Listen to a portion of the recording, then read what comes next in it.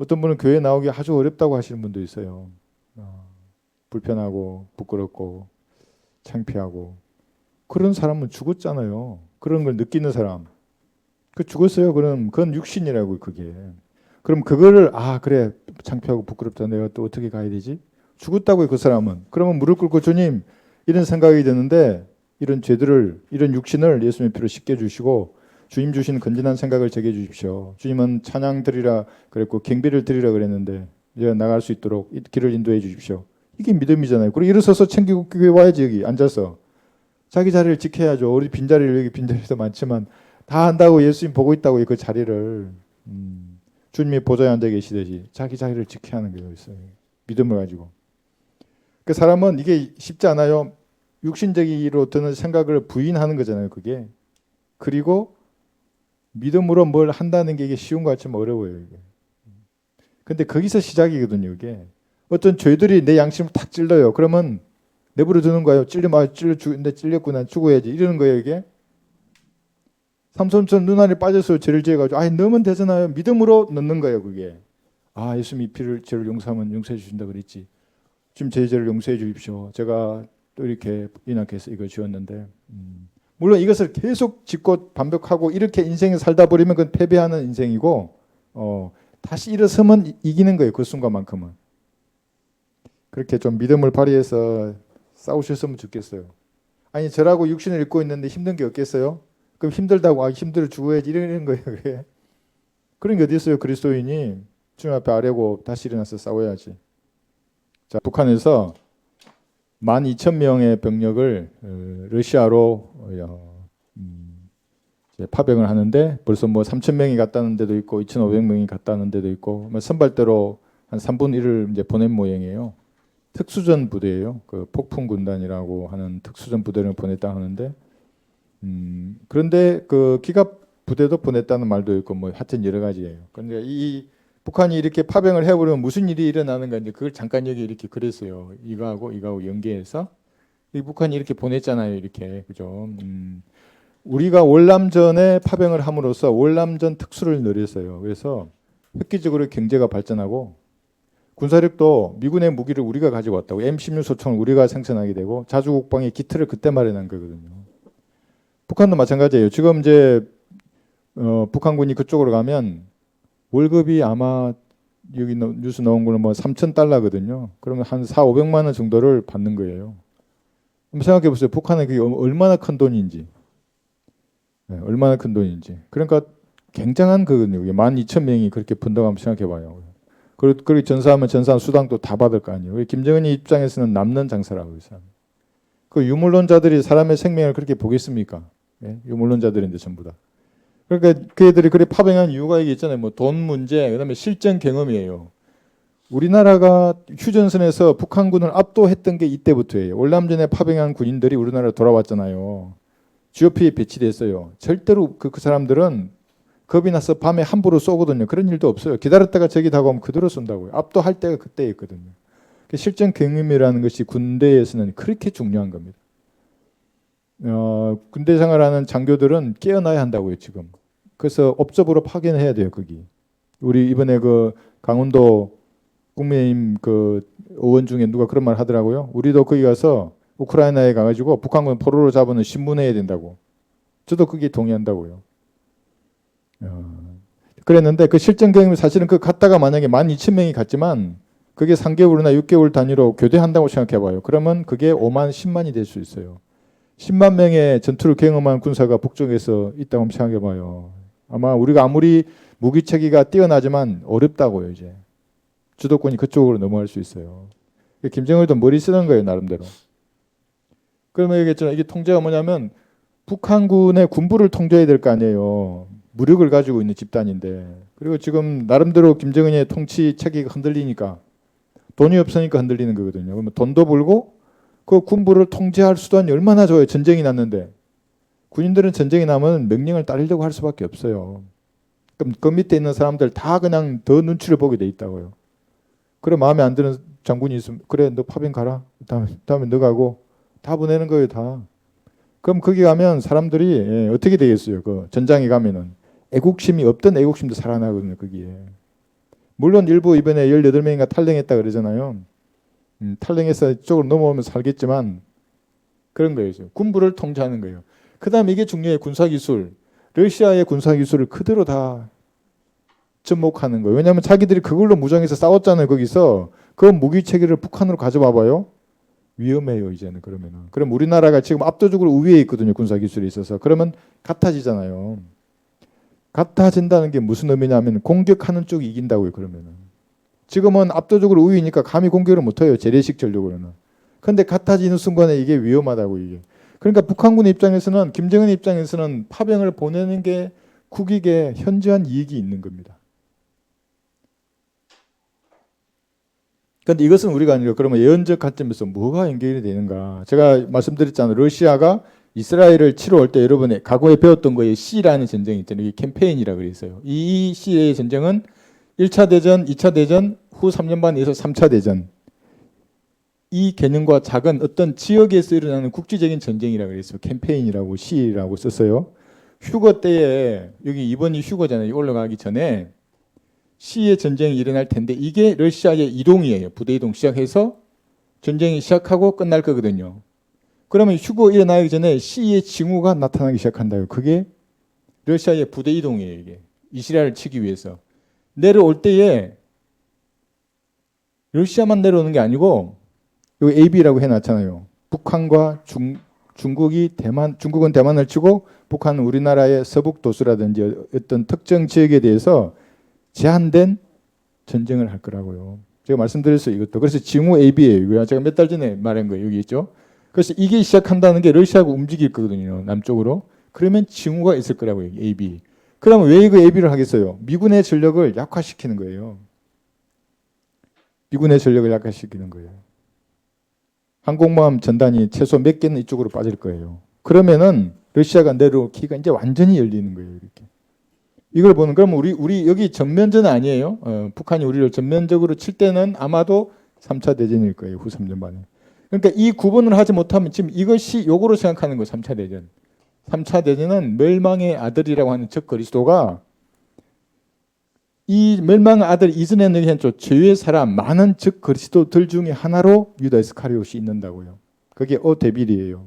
걔가 육화된 사탄, 루시퍼가 육화된 한 사람이 자리에 앉으면 이때 3차 대전이 일어나는 거예요. 그래서 온 지구에 있는 사람들을 자기도 진노의 포도즙 틀에 넣어서 다 죽이는 거예요. 3분의 1을. 이거 누구 본떠는 거예요? 예수님이 지상에 재림하시면 여기서도 또 죽이잖아요. 여기서. 진노의 포도즙들을 진짜 던지시거든요. 그대로 하는 거예요. 이게. 그러니까 이것을 위해서 조공 방향에서 대만과 북한이 움직일 거예요. 왜 첫 번째 징후예요. 여기에. 이제 시작이 된 거예요. 그 징후가. 북한이 갔다가 오면 우리에게 재래식 전력으로 덤빌 힘을 그들도 가지게 돼요. 지금은 못 덤벼요. 우리가 다 보고 다 때려요. 구체적으로 말씀드릴 수는 없지만 북한이 경도 포병에 들어가 있다가 나오잖아요. 다 본다고요. 우리나라 정찰 자산으로. 그대로 때린다 거기에. 지금 싸울 수 없어요. 걔들이. 핵무기 가졌다는 거 외에는 재래식 전력으로는 꿈도 못 꿔요. 우리나라에게 덤비를. 그런데 여기를 갔다 와서 이렇게 무장이 되잖아요. 그럼 뭔가 여기서 이 조공의 역할을 감당할 수 있다고. 그러니까 마귀의 입장에서는 여기 주공, 이스라엘 치는 거예요. 러시아가. 대만, 북한. 그러면은 서방 세계가 움직일 수가 없다고요. 미국을 어디를 도와줄 거예요? 미국 입장에서는. 그죠? 그래서 이걸 아시고 이거는 3차 대전은 아니다. 그러나 휴구가 가까이 다가오면 올수록 이 징후가 농후해지는 겁니다. A와 B. 지금 지난주에도 중국이 대만을 포위했잖아요. 뉴스 보셨죠? 훈련 한번 해보는 거예요. 이렇게 애들이. 이럴 때 어떻게 반응하지? 이런 것들을. 그리고 북한도 이제 이런 게 움직이는 거예요. 이게 가까이 오는 거예요. 이것이. 그죠? 예. 러시아에서는 이제 지난번에 그 동쪽으로 우크라이나가 들어갔었잖아요. 그럼 절반 가까이 러시아가 회복을 했어요. 북한이 이제 가면 아마도 더 강력한 반격을 하지 않을까 이제 이렇게 생각이 됩니다. 그래서 준비하고 있는 겁니다. 적들도 마귀의 세력도 한 분밖에 없잖아요. 7년 대화를 안에 그 왕국을 이루기 위해서 준비하고 있기 때문에 우리들도 잘 준비해서 주님 앞에 쓰임 받는 사람이 되어야 하는 겁니다.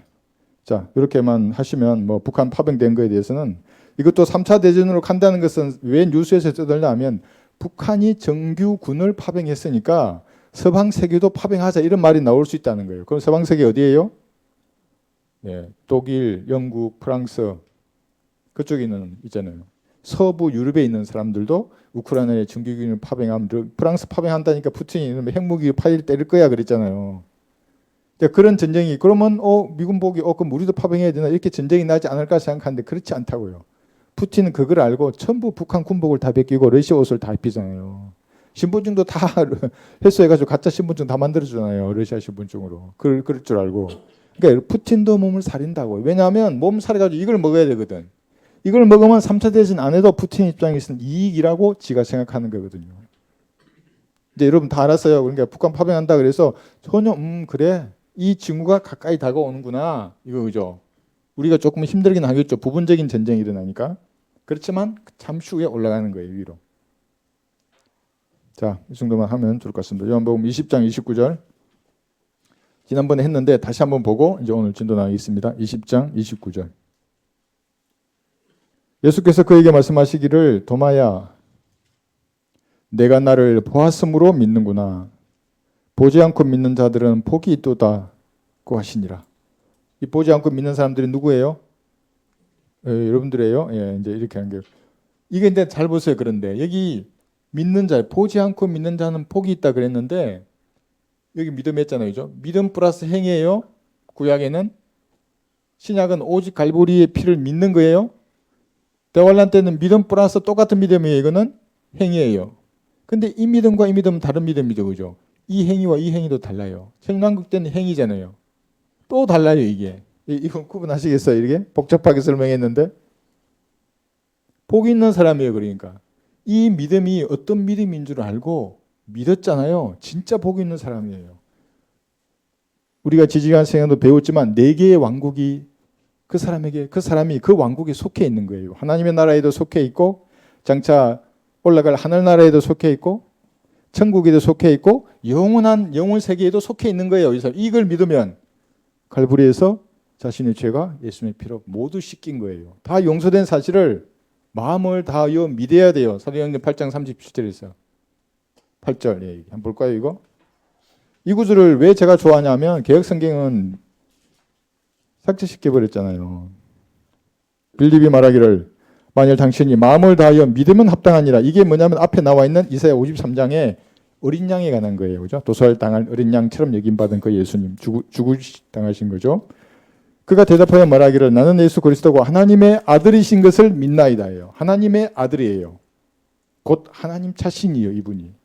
하나님의 아들이라 그러니까 예수님은 아들이야 나도 아들이라고 하는 수많은 이단들이 있다고요. 예수님이 돌아가시고 나서 하나님의 영이 나왔었는데 그 영이 나한테 들어와서 내가 하나님의 아들이야. 그건 미친 사람이에요. 그 사람들이.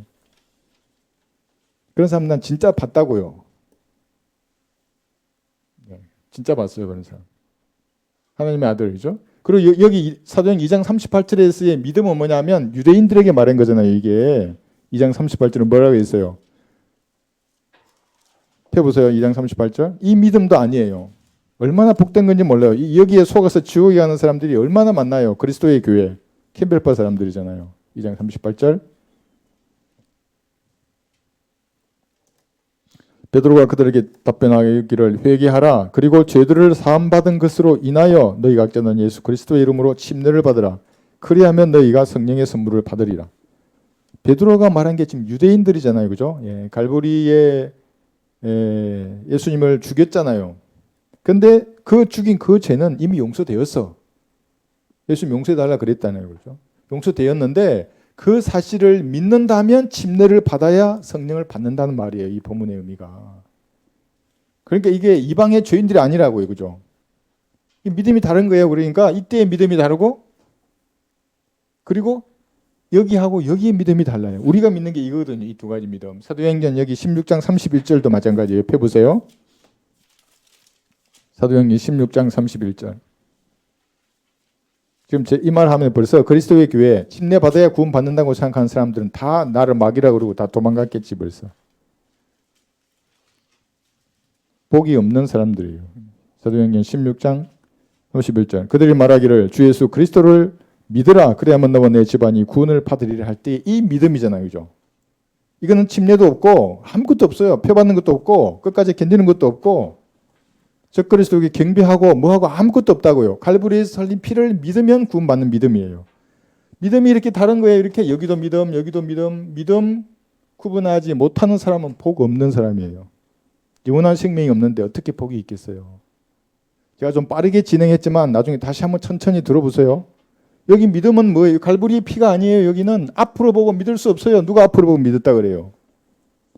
베드로조차도 몰랐잖아요. 사도행전 10장까지는. 사도행전 10장까지나 몰랐다고요. 바울을 통해서 계시됐지 않습니까? 이 믿음이. 그리고 이거 이어지지 않습니까? 이 행위는 적그리스도에게 경배하지 말고 표를 받지 말라는 행위죠.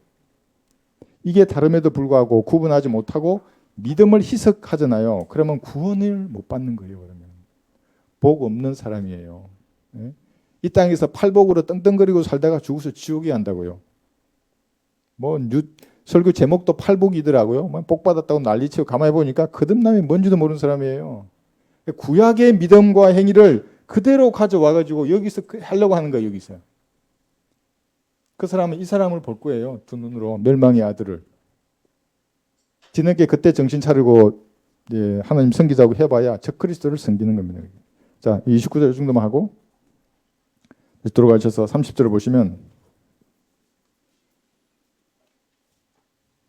요한복음 20장 30절 실로 예수께서는 그의 제자들의 면전에서 이 책에 기록되지 아니한 다른 많은 표적들을 행하셨으나 31절도 읽을게요. 다만 이것들을 기록한 것은 너희로 예수 그리스도 곧 하나님의 예수 그리스도가 그리스도 곧 하나님의 아들이심을 믿게 하려는 것이요 또 믿음으로써 그의 이름을 통하여 생명을 얻게 하려 함이라. 이 가만히 한번 보세요. 그죠? 이 책에 기록되지 아니한 다른 많은 표적들 여기 누가복음에도 기록해 놨어요. 부활 이후에 예수님이 행하신 표적들 이렇게 해놨죠. 3, 4번 누가복음에 그죠? 그 여기 요한복음에 부활 이후에 이런 표적들을 했어요. 부활하심으로써 이렇게 두 가지 표적들을 이런 표적들을 요한복음에 기록하신 이유는 하나님의 아들이심을 믿어서 생명을 얻는 거예요. 얻게 하려 하심이라 하죠. 그랬는데 제가 청년 때에 이걸 질질 알았어요. 감리교 전도사하고 토론을 하는데 그 사람 뭐라 그러냐면 성경을 쓰신 목적이 이 생명을 얻게 하려 하심이라 이 구절을 들이대는 거예요. 나한테.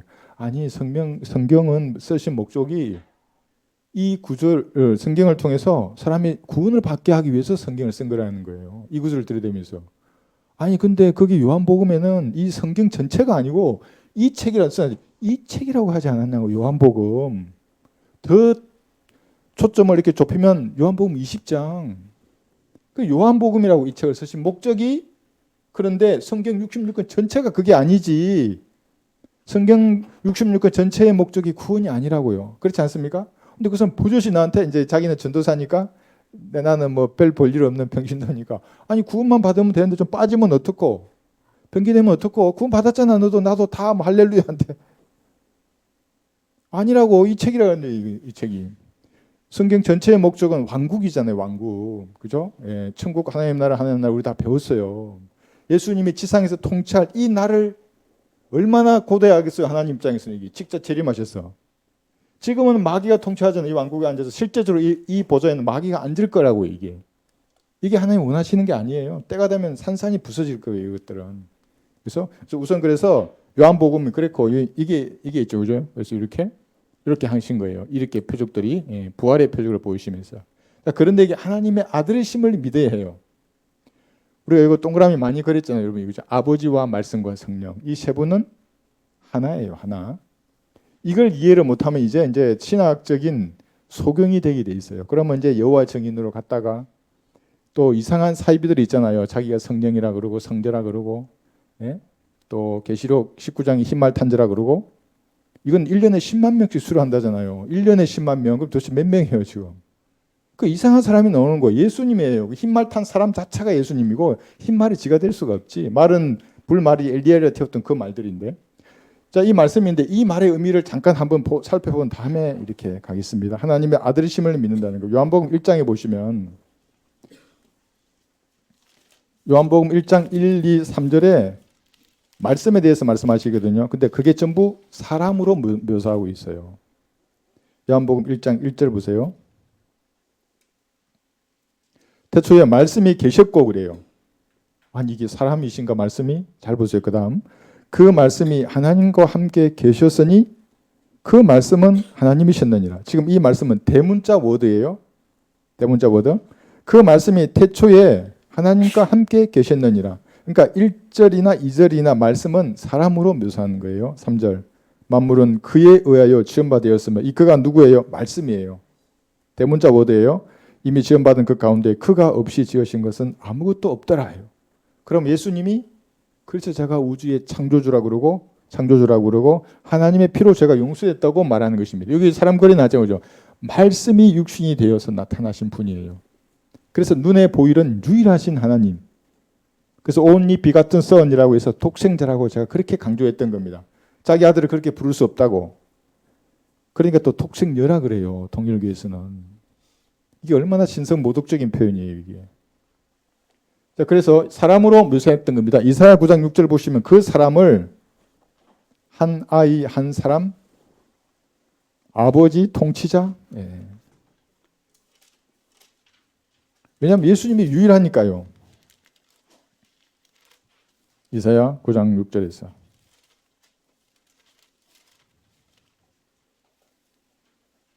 그래서 여러분 복음을 전할 때 얘야 저기 하늘의 별들을 봐라. 저 하늘의 별들과 이 자연 만물을 창조하신 그 위대하신 하나님이 계신데 그분이 육신으로 나타나신 분이 예수님이란다.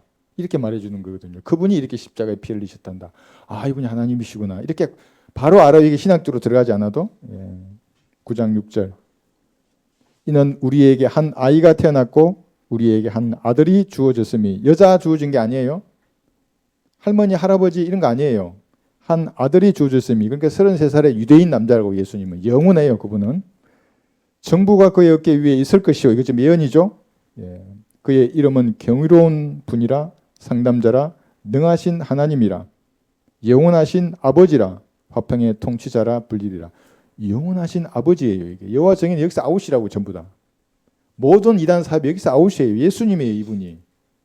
한 아이죠. 자, 그렇죠. 이렇게 된 거예요.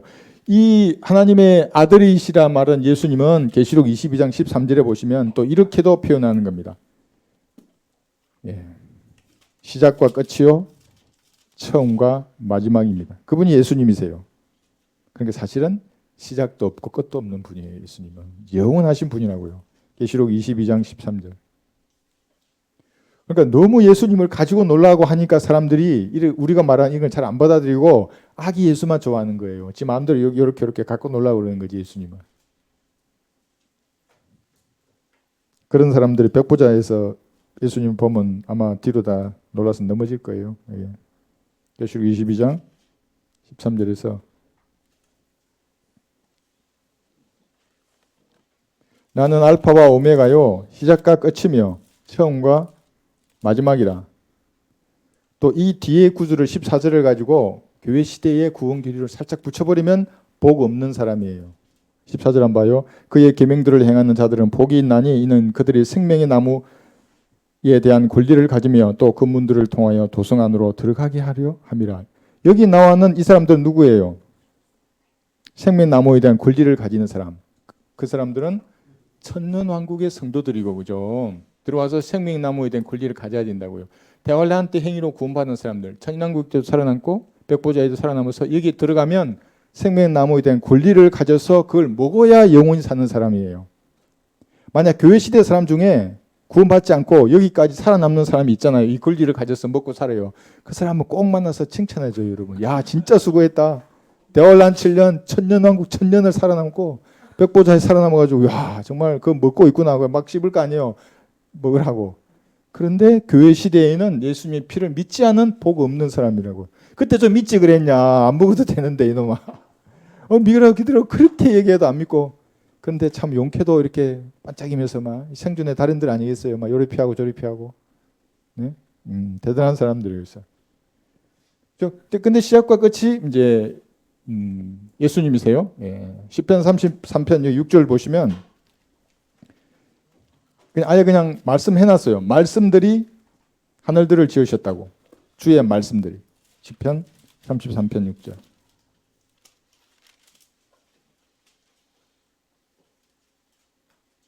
그러니까 사람의 지각으로는 이해를 못하는 거예요. 아니, 우주를 창조한 하나님은 무한하신 분인데 그 무한하신 하나님 어떻게 여자의 자궁 속으로 씨로 들어갔다가 아기로 태어나서 기저귀 가고 음?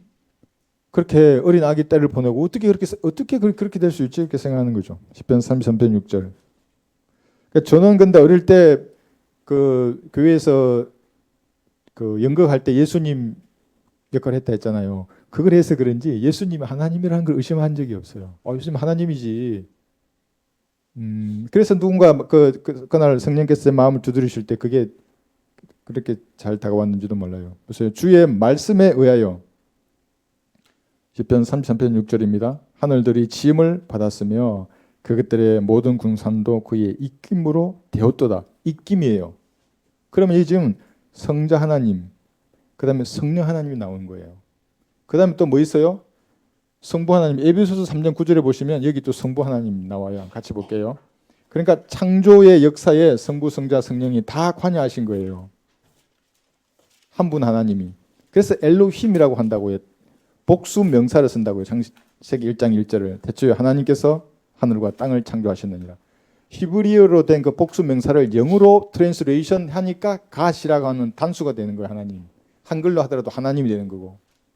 이걸 모르니까 저한테 또 누가 문자를 보내가지고 히브리어에는 복수인데 왜 거기는 단수로 했냐고, 번역이 잘못됐다고. 평생 구원받지 못하고 종교인으로 살 거예요. 그 사람은. 에베소서 여기 3장 9절에서 또 예수 그리스도를 통하여 그랬잖아요. 만물을 창조하신 하나님 있잖아요. 성부 하나님. 안에서 세상이 시작될 때부터 감추어져 왔던 신비의 교제가 무엇인지 모든 사람들에게 알게 하려는 것이라. 그래서 여기도 예수 그리스도 성자, 성부, 아까 여기 입김했잖아요. 성령, 여기도 창세기 1장 2절에서도 그 엘로힘 하나님이 나오는데 2절에 보면 하나님의 영이 물들의 표면 위에 있지 않습니까? 그러니까 창조에서도 성부, 성자, 성령이 관여하셨고 그걸 물로 멸망시킬 때도 마찬가지란 말입니다. 그리고 성령께서 그 위에 물들의 표면에서 가셨던 겁니다. 그러니까 이렇게 위대하신 분이에요. 예수님을 이 땅에 이렇게 나타났을 때 그분이. 다만 우리의 죗값을 담당해야 하기 때문에 슬픔의 사람이요 질구에 익숙한 한 선지자로 왔던 거예요.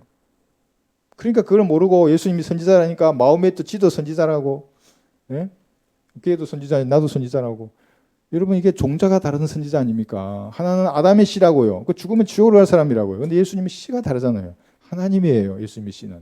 그래서 성령으로 잉태되신 거거든요.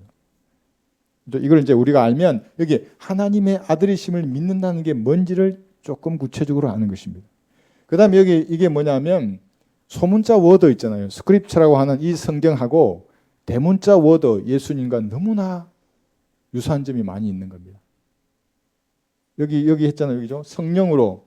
그러니까 성령의 영감으로 말한 것이 여기 기록된 게 성경이지 않습니까? 그러니까 한 10마디 말을 했다면 여기 얼마인지는 모르지만 그 전체가 기록되지 않고 꼭 필요한 말들만 기록된 거예요. 그러면 성령님의 영감으로 호흡이 이 단어에 풀어넣어진 거예요. 성경이. 그런데 예수님도 그렇잖아요. 성령의 본체라 그러면 그걸 예수님이라 그래야지.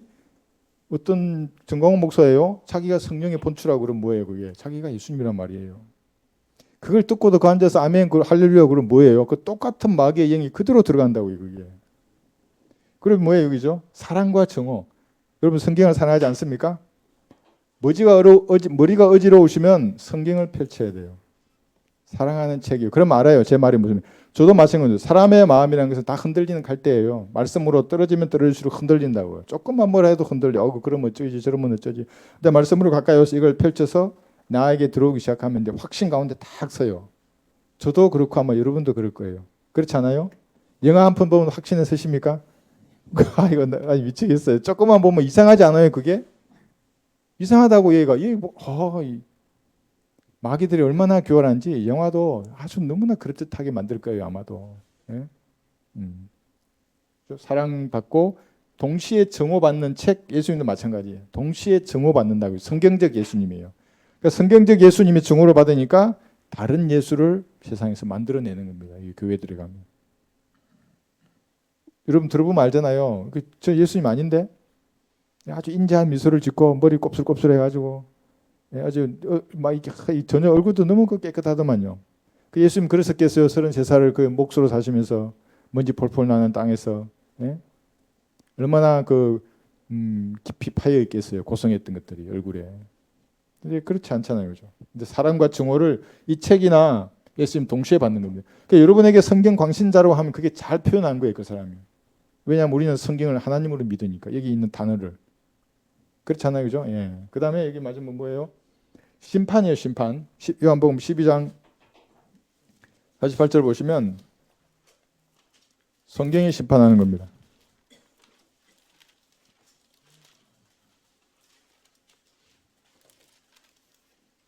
요한복음 12장 48절 나를 거절하고 내 말들을 받아들이지 아니하는 자는 그를 심판할 이가 있으니 곧 내가 말한 그 말이 이게 소문자 워드예요. 그 마지막 날에 심판하리라. 대문자 워드가 아니라 그러니까 예수님이 아니라 여기는 소문자 워드 이 말씀이 심판한다 그랬어요. 그런데 벽보자 심판석에는 누가 앉아 있어요? 심판 때에는 예수님이 앉아 있어요. 그럼 예수님이 심판하는 것이잖아요, 그죠? 그러니까 똑같다고요, 동일하다고요. 성경도 심판하고 벽보자 심판에서 예수님도 심판하는 거예요. 그러니까 이 소문자 워드와 대문자 워드 이렇게 같은 겁니다. 그런데 이렇게 같은 성경을 무시하면 돼요, 안 돼요? 무시한다고요. 아 이렇게 번역되면 어떻고 저렇게 번역되면 어때? 교회 잘 나가서 예배드리고 뭐 교회에서 하자는 거 하고 그러면서 살면 되지. 성경의 하나님을 전혀 모르는 사람입니다. 그러니까. 이렇게 이 정도 우리가 교훈을 얻으면 좋겠고요. 그 다음에 표적들 말했지 않습니까? 여기 표적들을 말했는데 우리가 조금 알아야 될 것이 구약의 표적들이 있어요. 출애굽기 4장 8절을 보시면 여기 처음으로 여기 언급이 됐어요. 출애굽기 4장 8절에 보면 그래서 이스라엘 민족은 표적과 함께 시작된 민족이라고 하지 않습니까? 지금 출애굽기 4장에서 언급된 이 표적들은 모세를 보내면서 아무도 안 믿으니까 사람들 앞에 하나님 이렇게 말씀하시더라도 누가 믿겠어요? 그러면 네가 이 세 가지 표적을 해라. 그러면서 보여주잖아요, 그죠? 이게 막대기를 뱀으로 변하고, 그다음에 문둥병도 고치고, 넣다 뺐다 하면서, 그다음에 물을 피로 변한 이런 표적들로 이제 내가 너를 보냈다는 것을 사람들로 알게 하라 이제 그런 거예요. 이렇게 표적한 게 시작됐어요. 4장 8절에서 만일 그들이 너를 믿지 아니하고 처음 표적의 소리에 경청하지 아니하면 그들이 나중 표적의 소리를 믿으리라 하면서 이렇게 이제 표적을 주신 거예요. 표적. 그런데 여러분들은 표적을 보고 믿는 사람이에요? 보지 않고 믿는 사람이에요? 보지도 않고 믿어야 한다고요. 표적을 보면 믿음이 아니지 그게. 표적을 보고 믿는 거예요 그게. 믿음은 보이지 않는 것들이 세상인데 안 보고 믿어야죠 그게. 이게 진짜 믿음이에요. 그래서 천남국 때는 믿음이 없어요. 행위로만 구원한다고 이게. 없어졌어요 이게. 그런데 이것이 우리가 이제 알아야 될 게 뭐냐면 사도의 표적이 또 나와요 이제. 사도의 표적이 여기 했고 고린도후서 12장 12절에 있고 마가복음 16장을 펴볼게요. 지금 제가 왜 이 표적을 말하냐 하면 이 존재가 여기 들었을 거예요. 멸망의 아들이. 그러면 멸망의 아들이 이 보좌에 앉기 전까지는 죄의 사람이에요. 그냥 많은 적그리스도 중에 하나거든요. 그런데 어느 순간에 멸망의 아들 사탄이 사람으로 육화되는 사람이 되는 거예요. 그 순간에. 그 순간에 될 건데 그때 이 존재도 표적들과 함께 등장하는 거예요. 짠.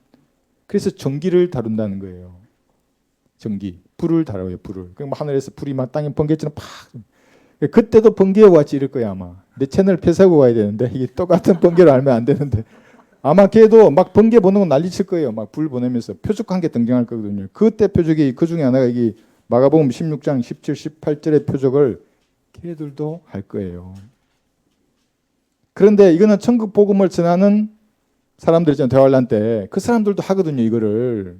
그러니까 얼마나 복잡하겠어요. 사람들. 그 남아있는 환란 성도들이 이게 진짜냐 저놈이 진짜냐 얼마나 복잡하겠어요. 이거 마가복음 16장 17, 18절 믿는 자들에게는 이러한 표적들이 따르리니 즉 그들이 내 이름으로 마귀들을 쫓아내고 새 방언들로 말하리라. 그들은 뱀들을 집을 것이요 어떤 독을 마실지라도 결코 해를 입지 않을 것이며 병자에게 안수하면 그들을 회복되리라고 하시더라. 이거를 교회 시대에 교리로 적으면 안 된다는 거 여러분 아시죠, 그죠? 그렇게 할 수 있는 사람이 있으면 즉시 이게 어떤 독이잖아요.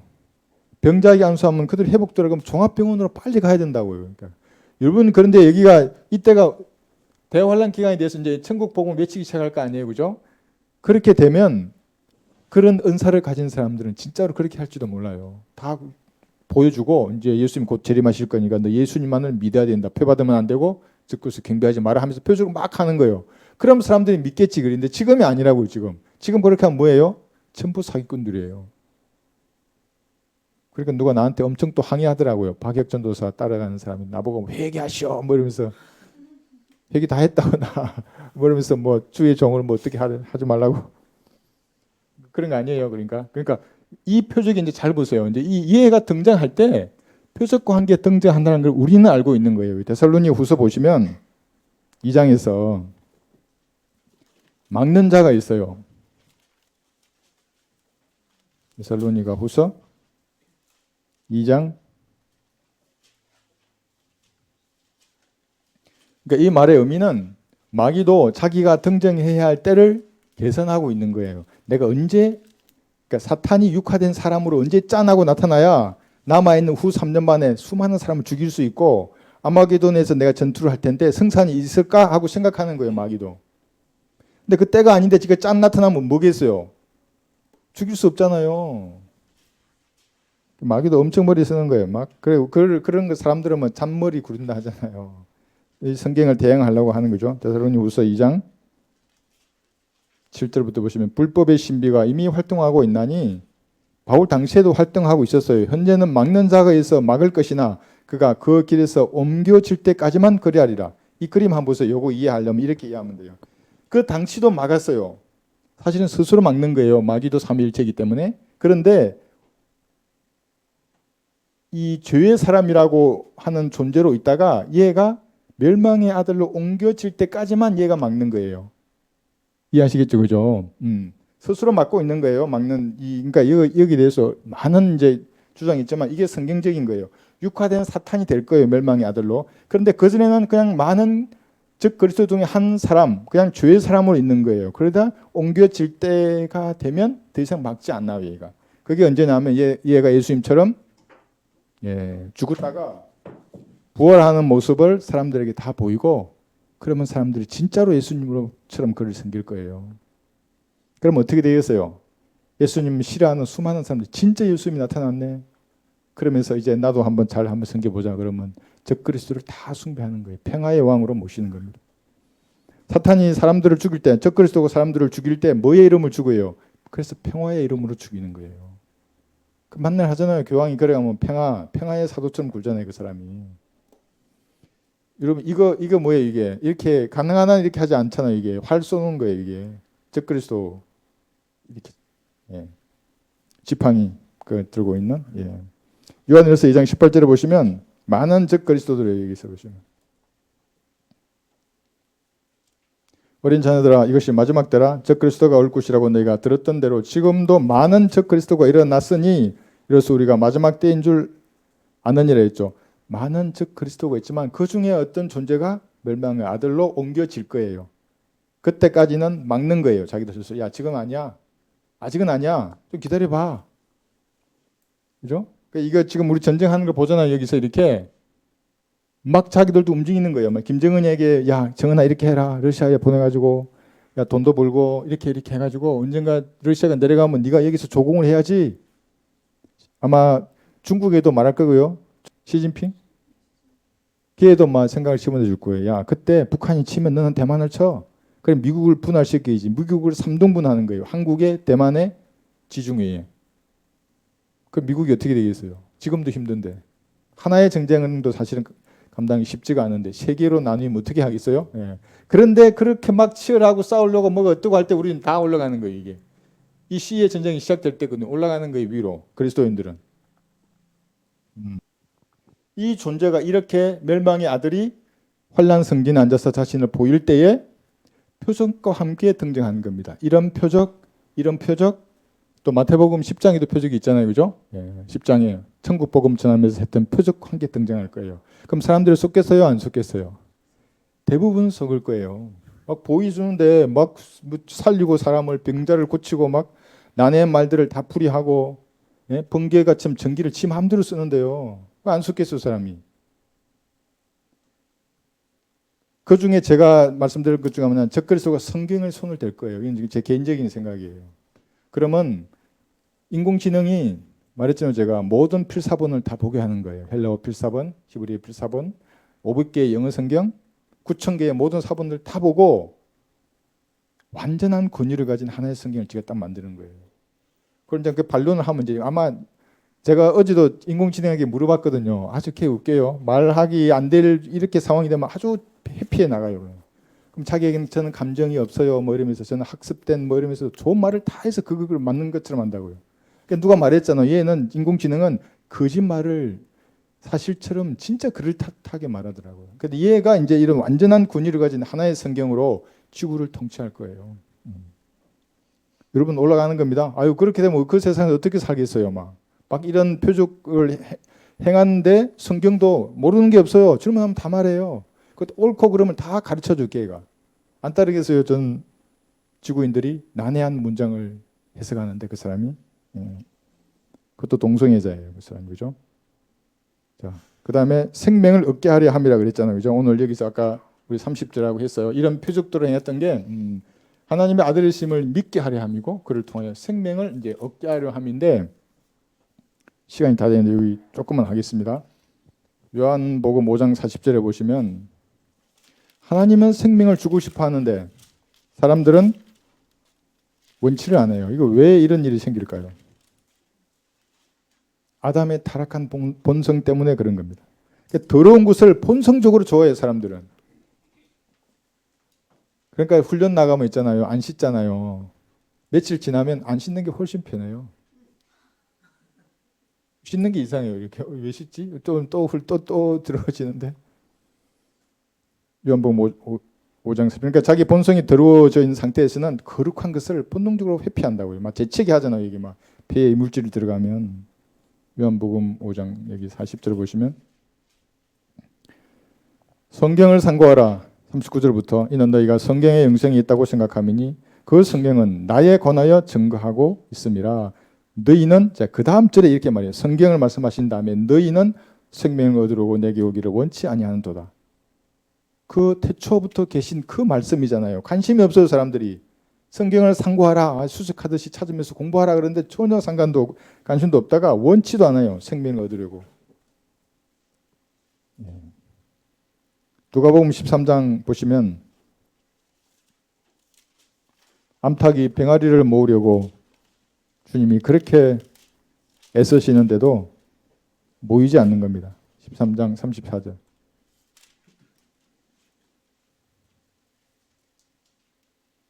오 예루살렘아 예루살렘아 선지자들을 죽이며 너에게 보는 사람들을 돌로 치는 자야 마치 암탉이 자기 병아리들을 날개 아래에 함께 모으듯이 내가 얼마나 자주 내 자녀들을 모으려고 하였더냐 그러나 너희가 원치 아니하였도다. 모으려고 한다는 거 잘 보세요. 여기 올라갈 때 구원받은 성도들의 모임이 교회잖아요. 이게 모이는 거예요. 모여서 데리고 올라가요. 주님이. 갈보리를 쳐다보게 하고 믿으면 주님 앞으로 모이는 겁니다. 이렇게. 휴고 때는 진짜 실제적으로 모일 것이고 그런데 원치 아니에요. 사람들이. 참 이상해요. 그죠? 예. 그런데 저도 과거를 보면 그랬다고요. 구원받기 전에는 더 그랬고 구원받아도 육신적으로 살아갈 때는 원치 않아요. 너무 깨끗해요. 이건. 저 일곱순데 저 물에 들어서 내가 어떻게 살지? 아무래도 난 저곳이 나한테 어울리지 않아 이러면서 계속 방황한다고. 서울의 달밤 맞죠 그거. 아무래도 난 이것이 원리. 나는 정말 처음에 예수님을 알고 와 이건 나하고는 어울리지. 너무 그냥 그건 뭐 음료수 넣고 비스켓 넣으면서 박수치고 넣으면 저렇게 어떻게 좋아하지 사람들이? 저런 곳은 내가 어떻게 있지? 막 군대처럼 막 뭘 해야 되는데 이거 그런 게 전혀 없는 거예요. 나중에 알았어요. 나중에. 사도행전 7장에 보시면 늘 성령을 거역한다고 말하고 있습니다. 사도행전 7장 38절. 그러니까 이것이 영이 죽어있는 타락한 사람의 본성이에요. 하루만 지나도 사람은 더 더럽게 되는 거예요. 이게 깨진 유리창의 원리라고 하는 겁니다. 유리창 하나 깨지면 2개, 3개, 4개 그냥 10개까지 간다고요. 그러니까 하나 판 깨지면 빨리 자백해서 버리고 깨끗하게 만들어놔야 된다고. 쓰레기 누가 버리면 그렇잖아요. 이게 빨리 치워야지. 안 그러면 그 다음 날 가면 쓰레기장이 돼 있는 거예요. 이게. 사도행전 7장 38절 보시면 시내산에서 자기에게 말해주는 그 천사와 또 우리 조상과 더불어 광야의 교회 안에 있으면서 살아있는 말씀을 받아서 우리에게 전해주신 그가 이 사람이라. 우리 조상은 그에게 모세를 말하는 겁니다. 복종하기를 원치 않아서 그를 거부하고 오히려 그들의 마음이 이집트로 다시 돌아서서 아론에게 말하기를 우리 앞에 갈 신들을 만들라. 우리가 이집트에서 데리고 나온 모세에게는 무슨 일이 생겼는지 모르겠노라. 또 이걸 가지고 목사들은 야 모세와 같은 나를 복종해 이 말이에요. 근데 그거 아니에요. 성경이 뭐냐면 성령의 법에 복종해야 됩니다. 여러분들은 하나님이 여러분 안에 거하시잖아요. 그래서 성경을 공부했잖아요. 그죠? 그럼 양심을 통해서 말씀하시는 거기에 복종하라는 거예요. 저도 거기에 복종해야 되고 복종하지 않으면 힘든 인생을 사는 거예요. 성령님과 싸워야 되니까. 예. 로마서 8장 12절 볼게요. 이것이. 제가 처음 구원받고 청년 때에 이 구체적인 죄를 주님이 지적하거든요. 그건 죄라고 그거 하지 말라고. 그럼 저는 진짜 베란다 추운 날에 베란다에 누워 수위에 떨면서 싸웠다고 주님하고. 이런 것까지 뭐 다 이게 무슨 죄냐고 이걸 하지 마라 그러시. 사람들은 이제 이상하게 생각하고 저 미친 거 아니냐 할지 모르지만 나는 싸운다고 이게. 왜 이런 걸까지 타치하십니까? 그냥 내가 무슨 살인을 해요, 뭐 도둑질을 해요, 내가 뭐 하는데 이런 사소한 죄를 지적하고 양심에 막 이런 것을 주시고 찔림을 주고 주님 그러십니까? 이런 건데 그게 성령의 법이라는 로마서 8장 1, 2절을 보시면 생명을 얻으려고 오기를 원치 않는 사람들은 이 양심의 찔림을 완전히 무시해버려요. 1절 그러므로 이제 그리스도 예수 안에 있는 자들에게는 결코 정죄함이 없나니 그들은 육신을 따라 행하지 아니하고 성령을 따라 행하느니라. 그럼 육신을 따라 행하면 뭐예요?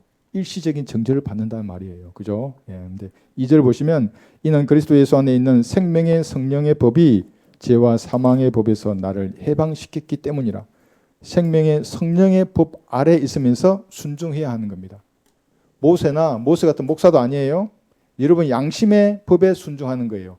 저도 그 법에 순종해야 돼요. 이런 성도와 만났을 때 교제가 좋은 거라고요.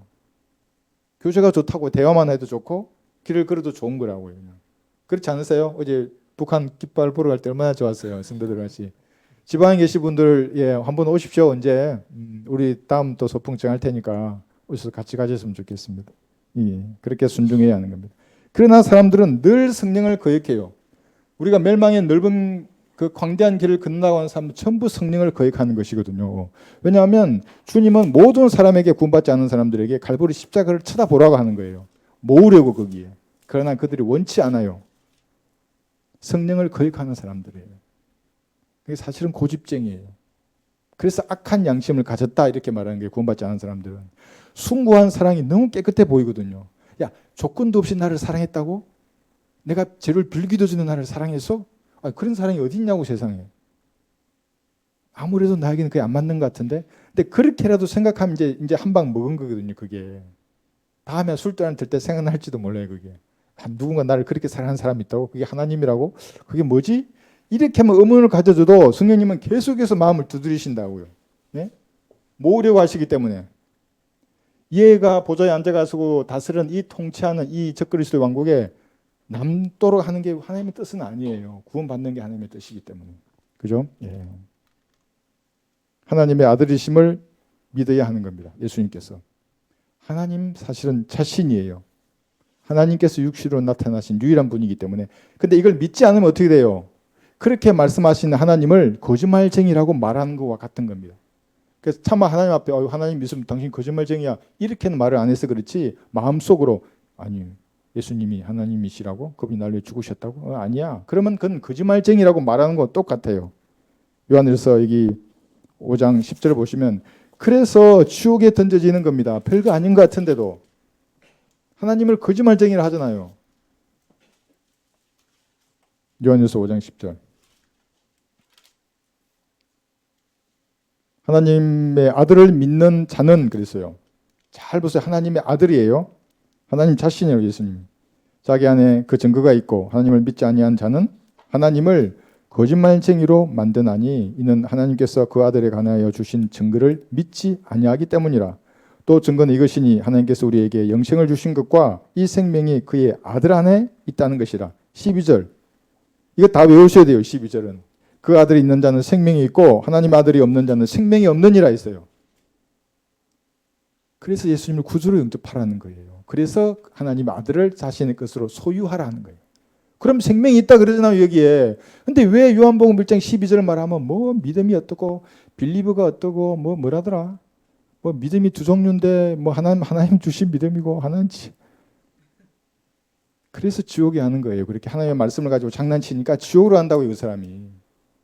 무릎 꿇고 기도하면 된다고. 나 같은 죄인을 위해서 십자가의 피를 주셔서 하나님 감사합니다. 저희 모든 죄들을 예수님의 피로 용서해 주셔서 감사합니다. 이제 제가 예수님을 구주로 믿습니다. 제 안에 들어와 주십시오. 이러면 구원 받는 거예요, 이게. 네. 이렇게. 그래서. 근데 이 거짓말쟁이로 만든 이것이 뭐냐면 요한복음 3장 36절에서는 뭐냐면 하나님의 진노예요, 이게.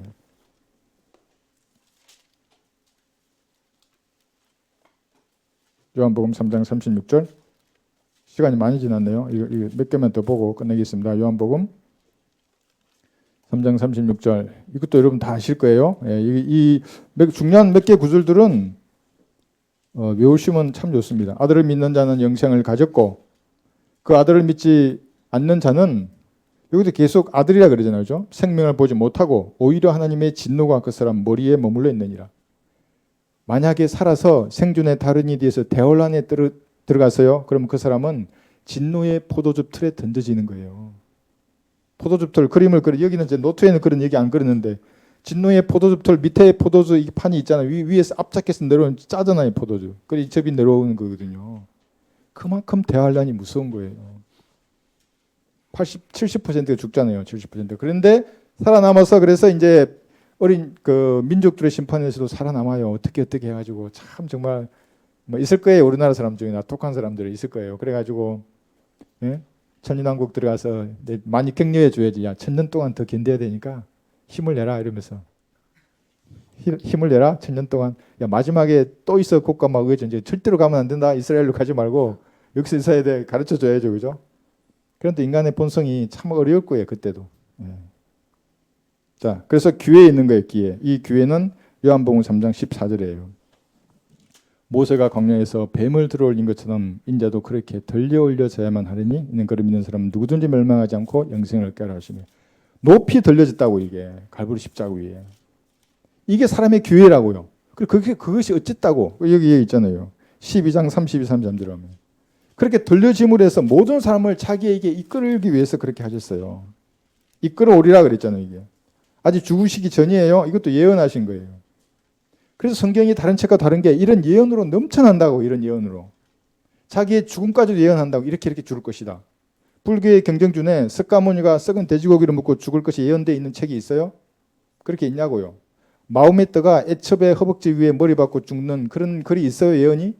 없잖아요. 있으면 가져와 봐요. 예수님만 그렇게 되죠. 출생과 죽음, 그 이후의 통치까지도 완전히 예언으로 기록되어 있는 겁니다. 12장 32절. 그러니까 우리가 복을 받은 사람들이죠. 여기 이복이에요, 이복. 여기 이복. 이 팔복은 따라올 수 없는 겁니다. 예. 32절. 또 내가 땅에서 들리면 모든 사람을 내게로 이끌어오리라 고 하시니라. 이것을 말씀하시면 주께서 어떠한 죽음으로 죽으실 것인가를 의미하심이라. 모든 사람을 이끌어요, 갈보리 십자가로. 그 중에 어떤 사람은 믿어서 구원받고 그럼 복을 받는 거예요. 거부해서 지옥을 하는 거예요. 무슨 말인지 아시겠죠? 그죠? 태어난 사람들은 그래서 빨간색이잖아. 노을이 붉은색 피잖아요. 다 이끈다고 어떤 형태로든지. 그러니까 크리스마스 그럼 한 번이라도 듣는다고요. 물론 그게 우리는 지키지 않지만 그런 것들 다 이렇게 이끌어 모든 사람을 이끈다고 여기로 갈보리 십자가로. 여기 떨어지면 안 되니까. 그러나 어떤 사람은 믿어서 그렇죠? 무엇으로도 비교할 수 없는 이런 복을 받고 어떤 사람은 거부해서 지옥으로 가는 것입니다.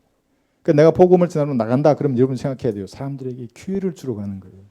그래서 제가 복음을 구걸하지 말라는 게 그런 의미거든요. 여러분이 사실은 갑이에요. 그래서 이 전도지나 이런 것들도 선물로 주라고 이렇게 한 거거든요. 물론 우리가 가장 개인 구령할 때는 신사와 숙녀들로서 그들에게 제시하지만 내 마음에 가지고 있는 건 이걸 그렇게 하라. 그래서 그 사람이 안 믿겠다 그러면 더 이상 말하지 않는 거예요. 이렇게 오라고 하지도 않고. 오늘 여기까지 공부하겠습니다.